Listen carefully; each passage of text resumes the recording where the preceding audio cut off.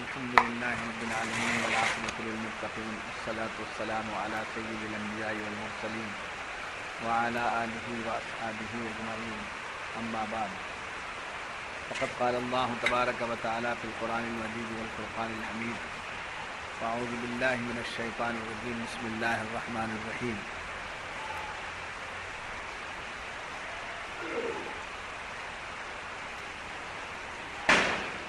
یا اہل الکتاب لم تکفرون بآیات اللہ وانتم تشہدون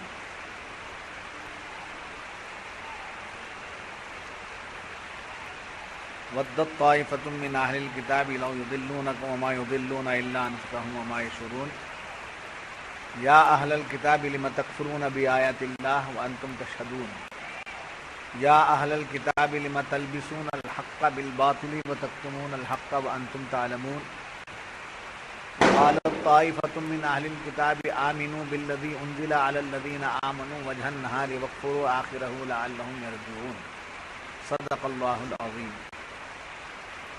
اے کتابیو، اللہ کی آیتوں سے کیوں کفر کرتے ہو حالانکہ تم خود گواہ ہو؟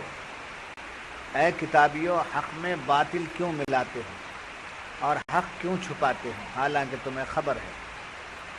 اور کتابیوں کا ایک گروہ بولا، وہ جو ایمان والوں پر اترا ہے صبح کو اس پر ایمان لاؤ اور شام کو منکر ہو جاؤ، شاید وہ پھر جائیں۔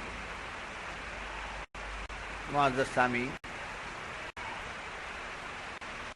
گزشتہ صحبتوں میں آپ نے کئی مرتبے سنا ہے کہ اسلام اور مسلمانوں کے خلاف یہود و نصارہ کی سازشیں اور ان کے ناپاک ارادے ہمیشہ سے رہے اور ہمیشہ رہیں گے۔ ان کا مقصد اور ان کا مبدا یہ ہے کہ وہ کسی بھی طریقے سے اسلام کو ترقی نہ ملے، مسلمان چین و سکون سے نہ رہیں، تو اس لیے وہ طرح طرح کے حربے، طرح طرح کے فتنے کھڑا کرتے تھے۔ چنانچہ مفسرین کرام فرماتے ہیں کہ گزشتہ آیت میں جو بتلایا گیا تھا کہ پہلی کہ اہل کتاب صحابہ کرام کو اور یعنی تمام مسلمانوں کو گمراہ کرنا چاہتے اور اسلام کو مٹانا چاہتے ہیں، تو یہ لوگ اپنی کوششوں میں ناکام ہو جائیں، جبکہ ان کو یہ معلوم ہے کہ اسلام اور مسلمانوں کے متعلق خود ان کی کتابوں میں بیان ہوا ہے کہ اسلام کیسا مذہب دین ہے، مسلمان کیسے ہیں، یہ سب ان کی کتابوں میں بھی بیان ہے۔ اس کے باوجود، اپنی کتابوں میں بیان ہونے کے باوجود، وہ مسلمانوں کے خلاف اور اسلام کے خلاف منصوبے بناتے ہیں۔ تو اس آیت میں بتایا جا رہا ہے کہ اے اہل کتاب، اس سے پہلے بھی بارہا میں نے عرض کیا ہے کہ یا اہل الکتاب اس طریقے سے کہنا اللہ تعالیٰ کی ناراضگی کی وجہ سے ہوتا ہے۔ غضب، یا ایھا الذین آمنو میں اے وہ لوگوں جو ایمان لے ہوں، تو یا ایھا الذین آمنو سے جب خطاب ہوتا ہے تو وہ محبت بھرا خطاب ہوتا ہے، وہ پیار بھرا خطاب ہوتا ہے۔ یا اہل الکتاب، اس میں بھی خطاب ہو رہا ہے، اس میں بھی ندا ہو رہی ہے، مگر کیسی؟ غضب، ناراضگی، غضب والی۔ اے اہل کتاب، سمجھے؟ جیسے اے میرے پیارے بیٹے، کسی نے اپنے بچے کو پکارا، اے میرے پیارے بیٹے، بیٹا، سمجھے؟ اے حلیمہ کے لڑکے، میرا بیٹا بولا تو بھی اس کے بیوی حلیمہ کا بیٹا ہی ہے، سمجھے؟ تو حلیمہ کا بیٹا پکارنے والے، یا ماں پکارے اے عبد الرحیم کے بیٹے، تو اس کا مطلب ہے کہ عبد الرحیم سے ناراض ہے، حلیمہ سے یہ ناراض ہے، اس لیے ڈائریکٹ نہیں پکارتے۔ تو اللہ تبارک و تعالیٰ اے میرے بندوں میں نہیں کہا، اے ایمان والوں بھی نہیں کہا، اے اہل کتاب، اپنے غضب کے انداز سے خطاب کیا۔ تو اللہ تعالیٰ جب کبھی بھی غضب فرماتا ہے تو اس کے خطاب کا انداز بھی بدل جاتا ہے۔ تو یہاں ان کی حرکت پر اپنی ناراضگی بتاتے ہوئے اللہ تعالیٰ فرماتا ہے یا اہل الکتاب، اے کتاب والو، اے کتابیو، لم تکفرون بآیات اللہ، تم کیوں اللہ کی آیتوں کا انکار کرتے ہو؟ تم اللہ کی آیتوں کا کیوں انکار کرتے ہو؟ وانتم تشہدون، اور تم کو معلوم ہے، تم گواہ ہو۔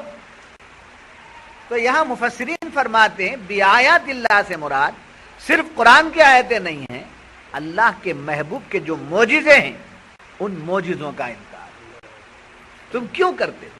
پیغمبر آخر الزماں کا انکار کیوں کرتے ہو جبکہ ان کی تعریف تمہاری کتابوں میں موجود ہے، تمہاری کتابوں میں درج ہے، تم کیوں ایسا کرتے ہو؟ تو اپنی ناراضگی کا اظہار کرنے کے بعد پھر فرمایا یا اہل الکتاب، اے کتابیو، لم تلبسون الحق بالباطل، تم حق کو باطل میں کیوں ملاتے ہو؟ وتکتمون الحق، اور تم پر حق ظاہر ہو گیا، تم پر حق واضح ہو گیا، وانتم تعلمون، اور تم اچھی طریقے سے جانتے ہو، تو ایسی حرکت تم کیوں کرتے ہو؟ چنانچہ ان آیات کا شان نزول مفسرین کرام فرماتے ہیں اس سلسلے میں دو روایتیں۔ ان آیتوں کے شان نزول جیسا کہ میں اس سے پہلے بتا چکا ہوں کہ کبھی بھی کوئی بھی آیت بیان کرے تو اس کا وجہ تسمیہ ہونا چاہیے، اس کا شان نزول ہونا چاہیے۔ فلاں آیت ہے بول دیا تو وہ آیت ہے اپنی جگہ کلام پاک میں، مگر وہ آیت کیوں نازل ہوئی، اس کا سبب کیا؟ تو یہ ان آیتوں کا شان نزول بیان کرتے ہوئے مفسرین فرماتے ہیں کہ اس میں دو روایات ہیں۔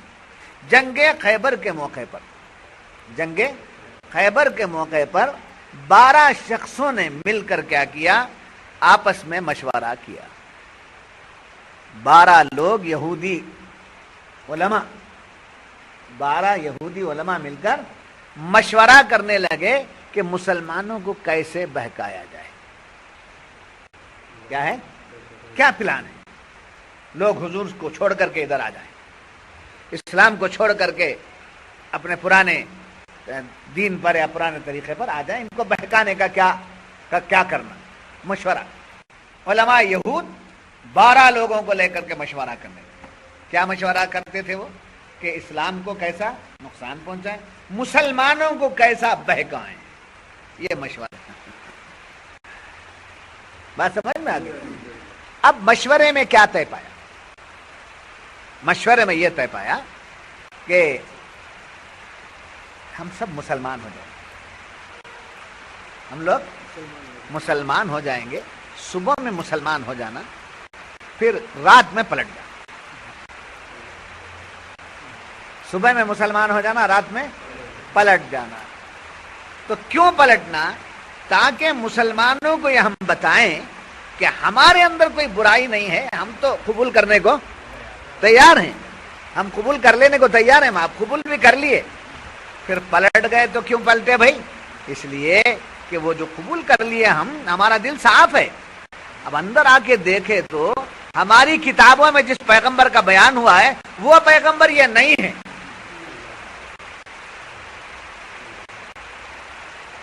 نہیں سمجھ میں بات؟ وہ پیغمبر یہ نہیں ہے، اگر ہوتے تو ہم آ کر پلٹتے کہیں کو تھے۔ اس طریقے سے پلٹ جانا یہ منصوبہ بنا۔ اس میں کیا ہوتا ہے، پورے مسلمان اگر نہیں پلٹے بھی تو 2-4 تو پلٹ جائیں گے، یعنی ہمارے اس پلان سے، ہمارے اس منصوبے سے، ہماری اس حرکت سے مسلمانوں میں دراڑ پیدا کر دیں، یہ منصوبہ۔ اس لیے قرآن کریم فرماتا ہے کہ تم ایسے منصوبے کیوں بناتے ہو؟ ارے کفر کیوں کرتے ہو، انکار کیوں کرتے ہو، جبکہ تم سب باتیں جانتے ہو، تمہاری کتابوں میں ہیں، پھر کیوں ایسا کرتے ہو؟ یہ پوچھا قرآن کریم۔ پھر اس پر دوسری آیت یہ تھی، آیت کا دوسرا شان نزول یہ تھا کہ تبدیلی قبلہ ہوا، قبلہ تبدیل ہوا، قبلہ تبدیل ہونے کے بعد مسلمانوں کو بہکانے کی تدبیر کر دی۔ ادھر قبلہ بدلا اور ادھر کیا کرے، بہکانے کی تدبیر کیے۔ اس میں 2 آدمی تھے، کعب بن اشرف، کیا تھے؟ کعب بن اشرف اور مالک ابن سیف، یہ 2 یہودیوں کے بہت بڑے عالم یہ لوگ۔ انہوں نے منصوبہ یہ بنایا کہ دوستوں سے ملتے اور یہ تدبیر کرتے کہ صبح کی نماز، پہلی روایت کیا ہے؟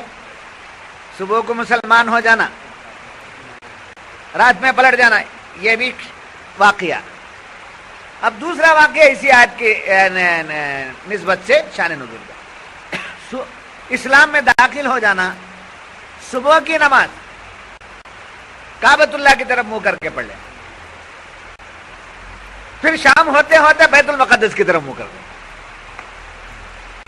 ارے بھائی اسلام میں آ گئے مسلمانوں کا یہ قبلہ ہے، یہ قبلہ ہے، سمجھے؟ تو ادھر ہی متوجہ ہونا تھا، یوں کیوں پلٹ گئے؟ تو تب مسلمانوں کو کہنا کہ یہ قبلہ بھی تو برحق ہے۔ تو اس طریقے سے کیا کرتے ہیں؟ صبح کی نماز کعبۃ اللہ کی طرف رخ کر کے پلٹتے اور شام کو بیت المقدس کی طرف ہو جاتے۔ اب لوگوں سے بولتے یہ قبلہ بھی تو برحق نا، پیغمبروں کا یہ بھی قبلہ ہے، پیغمبروں نے ادھر عبادت کی ہے۔ تو اب جو بھولے بھالے ہیں، کبھی بھی باطل طاقت جو ہے وہ بھولے بھالے لوگوں ہی کو کیپچر کرتی ہے۔ جی بھولے بھالے لوگوں، جن کے پاس علم نہ ہو، جن کے پاس جذبہ ہو دین کا، دین کے نام پر کٹ مرنے والے مرنے والے ہوں، ایسے لوگوں ہی کو پکڑ کر کے دین کے علم کے متعلق تو انہیں دور دور تک کا سابقہ نہ ہو، ایسے لوگوں کو پکڑ کر کے بہکانا یہ آج کا شیوا نہیں ہے، حضور کی حیات ظاہرہ میں یہود و نصارہ کا یہ شیوا ہے۔ جی اب دیکھو پھر اور ایک بڑی بات بتانے کو جا رہا ہوں آپ، شاید آپ کو اس پر توجہ نہ ہو رہی۔ یہ جتنے نئی چیزیں اسلام میں آتی ہیں، جیسے ایک ہینڈ ویل بنتا ہے، ایک پامفلیٹ بنتا ہے۔ شیخ احمد نے کہا کہ میں نے خواب میں دیکھا، حضور خواب میں آئے اور آ کر کے یہ بتایا کہ قیامت آ گئی ہے۔ جی اور کیا لکھتا ہے، سب لکھنے کے بعد اس کے اتنے کاپیز اگر نہیں بانٹے تو نقصان اٹھائیں گے، ایسا فلاں جگہ کے ایک آدمی نے انکار کر دیا تو اس کا بیٹا، جوان بیٹا مر گیا۔ اب یہ آپ کے ہاتھ میں، کس کے ہاتھ میں؟ ان کے ہاتھ میں گیا تو رکھ دیے، ان کے ہاتھ میں گیا۔ خیر ایسا آتے رہتا، ہم نے بچپن سے دیکھے بولے، سمجھے؟ ایک نئے جنریشن کے پاس گیا، ارے ایسا کرنا کرتے۔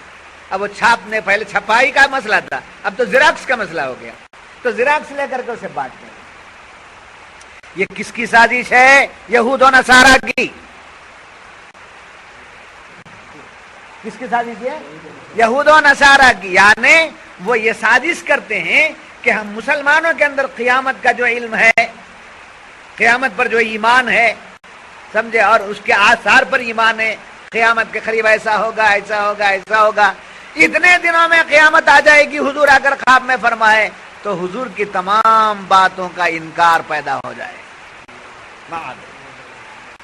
اس لیے ایسے پامفلیٹ بنتے ہیں، ایسے ڈھنڈورے پیٹے جاتے ہیں، ایسی بہت سی باتیں، جیسا کہ ابھی کچھ اخبار میں آپ نے دیکھا اور ٹی ویوں سے بھی آپ نے سنا کہ 2012 میں کیا ہے، 2012 میں قیامت۔ اب یہ ٹی وی دیکھنے والا ٹی وی دیکھا، اخبار پڑھنے والا اخبار پڑھا، اب جس کو سمجھ میں ہے وہ تو کہے کہ غلط ہے، مگر دیکھنے والا ڈھنڈورا پیٹ دیا، بھائی دیکھو ٹی وی میں بول دیا ہے اور تحقیق کر کے بولا آ جا رہی ہے قیامت، سمجھے؟ تو اب بھولا بھالا مسلمان آ جا رہی ہے قیامت، تو قیامت کے آ جانے پر ایمان رکھنے کے ساتھ ساتھ آثار قیامت پر بھی ایمان رکھنا ضروری ہے۔ نہیں سمجھ میری بات؟ آثار قیامت پر بھی ایمان رکھنا ضروری ہے۔ تو وہ کدھر سے آثار قیامت کون بیان کیے؟ حضور سرکار دو عالم صلی اللہ علیہ وسلم۔ قیامت آئے گی کون بتائے؟ تو حضور کی ایک بات کو بتا کر حضور کی دوسری بات سے انکار کرانا چاہتے، یہ ہے ان کے منصوبے۔ میں آپ کو ایگزامپلس دیا ہوں، یہ منصوبے ان کے ہیں، یہ سازش شروع سے لے کر آج تک قیامت تک۔ اور مسلمانوں کے خلاف بار بار میں نے کہا ہے کہ دھوتی لوگ مسلمانوں کے خلاف نہیں، وہ تو پتھر کو ہاتھ جوڑنے والے ہیں، وہ تو درختوں کو ہاتھ جوڑنے والے ہیں۔ اگر اچھا انسان انہیں مل جائے تو اس کے چرنوں کو دھو کر پانی پینے والے، وہ لوگ ہیں. مگر دشمنی کرنے والے جو لوگ ہیں، جس میں سب سے پہلا نمبر یہودیوں کا. پہلا نمبر مسلمانوں کے اور اسلام کے دشمن اول نمبر کے کون ہیں؟ یہود. پہلے یہودی، وہ یہودی نصرانیوں کے بھی خلاف، یہودی نصرانیوں کے بھی خلاف، مسلمانوں کے بھی خلاف. اب نصارہ کیا ہوتے ہیں؟ مسلمانوں کی مخالفت کرنے کے لیے یہودیوں کے ساتھ ہوتے ہیں. ان کو یہ معلوم ہے کہ وہ ہمارے بھی مخالف ہیں. سمجھے؟ جس کو کہتے ہیں حب علی بغض معاویہ. حب علی بغض معاویہ، علی کی محبت میں آ جا کر حضرت امیر معاویہ کی گستاخی کرنا اہل تشیع کا جو کام ہے وہ ہے. ہمارے پاس اہل سنت کے پاس حضرت علی بھی عظمت و فضیلت کے حامل، حضرت امیر معاویہ رضی اللہ تعالیٰ عنہ بھی عظمت کے حامل.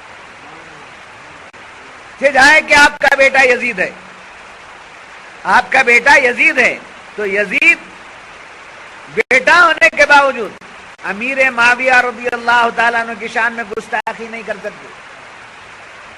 اگر کوئی امیر معاویہ رضی اللہ عنہ کی شان میں گستاخی کرے تو صحابی کے شان میں گستاخی کرنا ہوا، اور صحابی کی شان میں گستاخی کرنا جو ہے وہ سمجھے ایمان کے سلب ہونے کی علامت ہے. نہیں سمجھ میں آئی بات آپ؟ تو اب آڑ کیا لے لیے؟ حب علی. یہ مثال میں آپ کو دیا ہوں. ایسا ہی نصارہ کے دشمن کون ہیں؟ یہودی. مسلمانوں کے دشمن اول نمبر کے کون ہیں؟ یہودی. نصرانیوں کو معلوم کہ وہ ہمارے دشمن ہیں، مخالف ہیں، پھر بھی ان کے ساتھ اس لیے ہو جاتے ہیں کہ ان کو مخالفت کرنا کس کی ہے؟ مسلمانوں کی مخالفت کرنے کے لیے مسلمانوں کے دشمن کو دوست بنا لیا. نہیں سمجھ میں آیا؟ اس لیے یہود و نصارہ کا ذکر یہاں آیا ہے. تو بیت المقدس کی طرف یہ کرتے تو اللہ تعالیٰ فرماتا ہے یا اہل الکتاب لم تکفرون بآیات اللہ. اے کتابیو، اے کتاب والو، تم کیوں اللہ کے نشانیوں کا انکار کرتے ہو؟ لم تکفرون بآیات اللہ وانتم تشہدون، اور اس بات پر تم کیا ہو؟ گواہ ہو. جی اب یہاں مفسرین لکھتے ہیں کہ حضور صلی اللہ علیہ وسلم آخری پیغمبر، حضور آخری پیغمبر.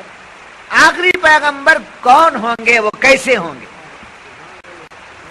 یہ بیان کتابوں میں آ چکا، یہ بیان گزشتہ کتابوں میں آ چکا. اللہ تعالیٰ فرماتا ہے تم لوگ جانتے ہو پھر بھی انکار کرتے ہو. تمہاری کتابوں میں ہے نا، توریت میں بھی ہے، انجیل میں بھی ہے کہ پیغمبر آخر الزمان صلی اللہ علیہ وسلم امام الحرمین، کیا ہے؟ امام الحرمین، یعنی حرمین شریف کے امام، پیشوا. صرف امام حرم نہیں کہا، مفسرین فرماتے ہیں امام الحرمین. کیا مطلب؟ میں جو حرم بنایا ہوں کعبۃ اللہ مکہ، اس کے بھی وہ پیشوا ہیں، اور میرے حکم سے، اپنی مرضی سے، میری اجازت اور اپنی مرضی سے مدینے کو بھی حرم بنائیں گے، وہاں کے بھی وہ امام،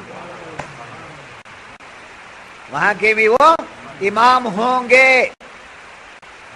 کہہ میں آ گیا تھا، یہ گزشتہ کتابوں میں آ چکا تھا. امام الحرمین تم جانتے ہو پیغمبر آخر الزمان کی علامت ہے. جب امام الحرمین آ گئے، مکہ بھی ان کا، مدینہ بھی ان کا، تب کیوں انکار کرتے ہو؟ دیکھو گئی بات. دوسری بات، ان لوگوں نے کیا کیا؟ کعبۃ اللہ کی طرف رخ کر کے فجر کی نماز پڑھی. شام ہوتے ہوتے بیت المقدس. کیا کہہ رہے تھے یہ؟ کہ وہ بھی قبلہ ہے، یہ بھی قبلہ ہے. جی ادھر رک کر کے نماز پڑھنے کا مقصد ان کا کیا ہے؟ مسلمانوں کو خوش کرنا. ادھر رک کر کے نماز پڑھنا، مسلمانوں کو خوش کرنا، پھر ادھر پھر جانے کا کیا مقصد ہے؟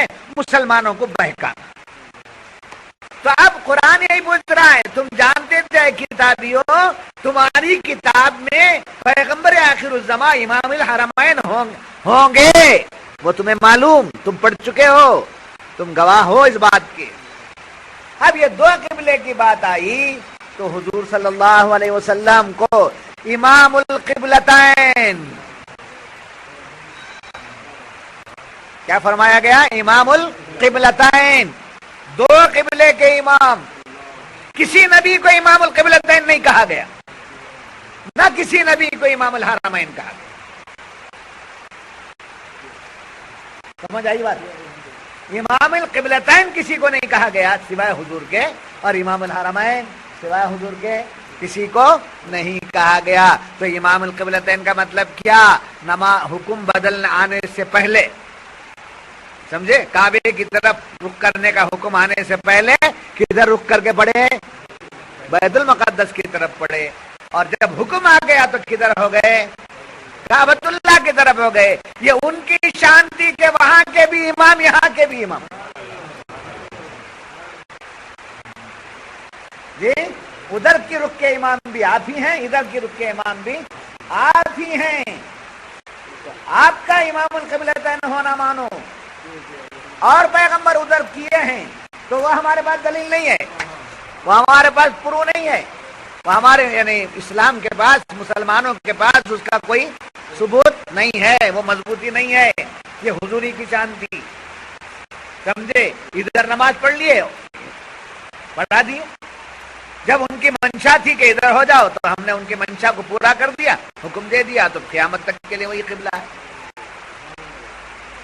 تو اب مسلمان انکار نہیں کرتا، بیت المقدس کا انکار نہیں کرتا۔ آپ غور کریں تو آپ کو پتہ چلے کہ قبلے کی طرف پیر کر کے سونا، قبلے کی طرف پیر کر کے بیٹھنا آج بھی کیا ہے؟ معیوب ہے، ادب کے خلاف ہے۔ تو ایسے ہی پرانے لوگوں سے پوچھو، ادھر پیر کر کے بیٹھ گئے تب کیا بولتے ہیں؟ کیا قبلہ، پہلا قبلہ ہٹو۔ معلوم ہے عظمت ہے آج بھی دلوں میں، کیا ہے؟ عظمت ہے دلوں میں۔ اسی لیے کیا کہا سونے کے آداب میں؟ مدینے کی طرف رخ کر کے سو، کعبے کی طرف منہ کر کے سو۔ اگر نیند میں تم پلٹ جاؤ تو بیت المقدس کی طرف پلٹ سکو۔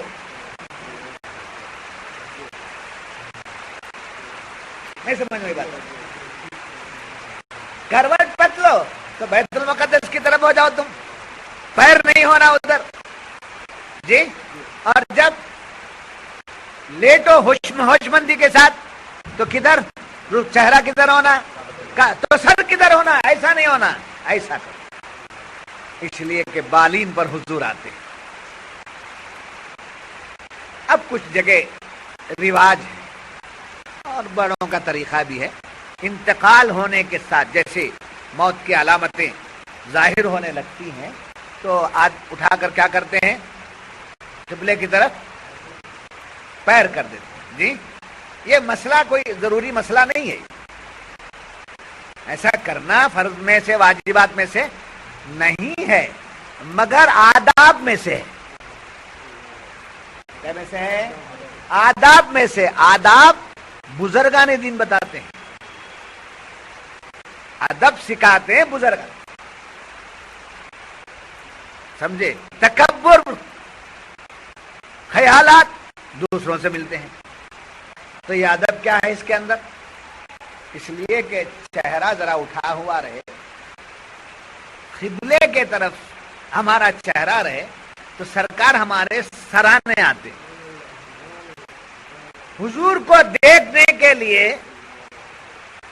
چہرہ تھوڑا اٹھا کر قبلے کی طرف رکھتا۔ اب یہ ہر ایک کی سمجھ میں آنے والی بات نہیں، ورنہ پرانے بزرگان دین ایسا کیوں کیے؟ زمانے کی رسم ہے، ہاں کیوں ایسا کیے؟ نے کیا کی بھی ہم نہ سمجھ میں، تو معلوم ہے جو بڑوں کی بات سمجھ نہیں سکے اس کے لیے کوئی ضرورت بحث کرنے کی کوئی ضرورت نہیں، اتنی بات۔ تو سرکار کیا ہے؟ امام القبلتین و امام الحرمین۔ تو اب یہ صبح کی نماز تدبیر تھی، پلان، تو بات کہاں چل رہی تھی محترم کہ ہم بھی آپ کے ساتھ آتے ہیں، تھوڑا ہمارے ساتھ۔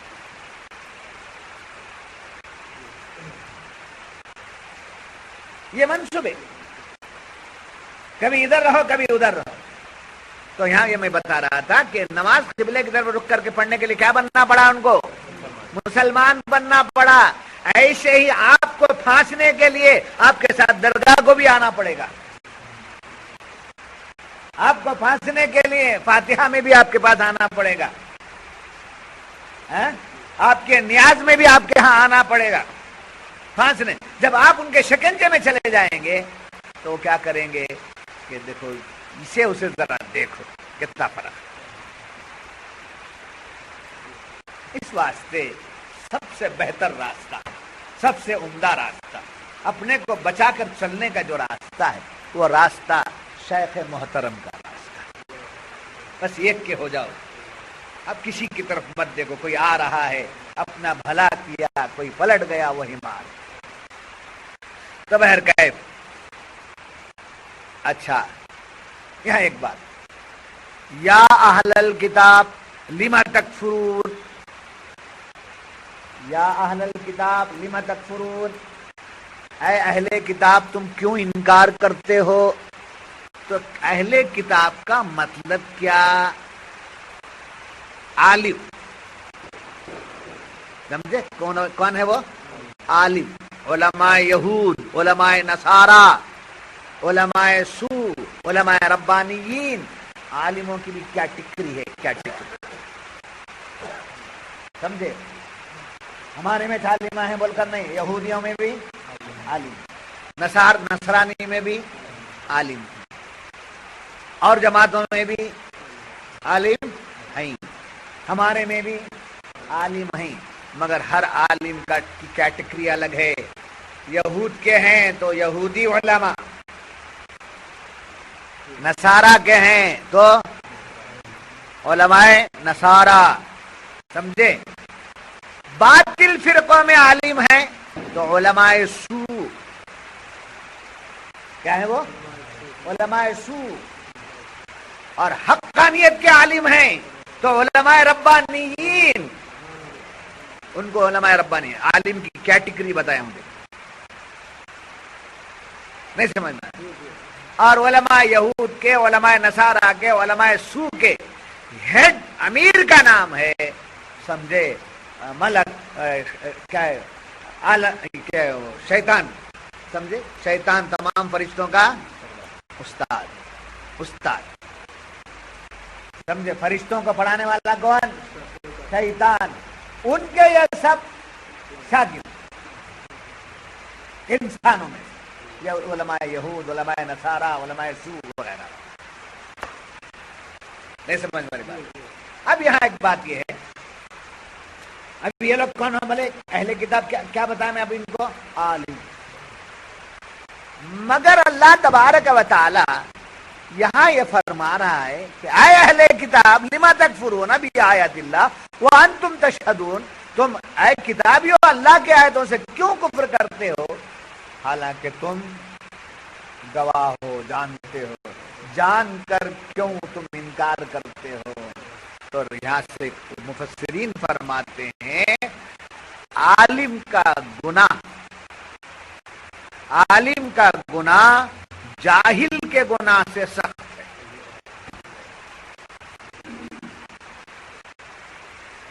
سمجھے؟ یہاں بہکائے کس کو؟ علماء یہود، یہودیوں کو بہکائے، اپنے فالورز کو بہکائے، علماء نصارہ کسے بہکائے؟ نصرانیوں کو بہکائے، اور مسلمانوں میں سے ان لوگوں کو بہکانے کے پلان بنائے جو لوگ بھولے بھالے تھے۔ اب یہ سب ہوشیاری کون کر رہے تھے؟ علماء یہود و نصارہ کر رہے تھے۔ تو قرآن ان سے پوچھ رہا ہے کہ تم ایسا کام کیوں کرتے ہو عالم ہو کر؟ تمہارا گناہ، تمہاری حرکت جاہل کی حرکت سے بدتر ہے، تم بچ نہیں سکتے۔ تو کیا معلوم ہوا؟ عالم قدم قدم پہ بچ کے چلے، عالم قدم قدم پہ بچ کے چلے۔ آپ کو وہ پکڑ نہیں ہے جو میری بات سے، آپ میری بات کو قبول کرتے ہوئے میری بات پر عمل کریں گے اور وہ بات غلط ہو جائے، دین کے خلاف اگر وہ بات ہو جائے تو آپ کو وہ پکڑ نہیں، ساری پکڑ مجھے ہے۔ سمجھے؟ چندے کی روٹی کھا لینا، پھر اس کے بعد پڑھ کے نکل جانا، سر پہ